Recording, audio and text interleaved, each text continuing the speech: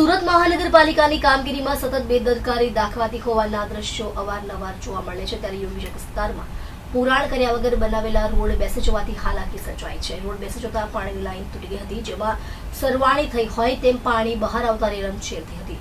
યોગીજક વિસ્તારમાં આવેલી શુભ સંકલ્પ રેસિડેન્સીની સામેથી પસાર થતા રસ્તા પર પુરાણ કર્યા વગર રોડ બનાવવામાં આવ્યો હતો, જેથી રોડ બેસી ગયો હતો। બીજી તરફ એક ભાગ રોડનો ઉપસી પણ ગયો હતો।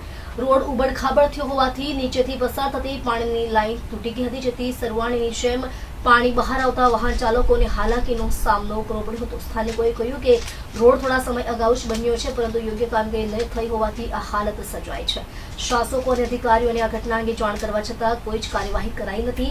આડશ પણ મૂકવામાં આવી નથી। અમે કોઈ દુર્ઘટના ન સર્જાય તે માટે પથ્થરો મૂકીને લોકોને સચેત કરવા પ્રયત્ન કર્યા છે।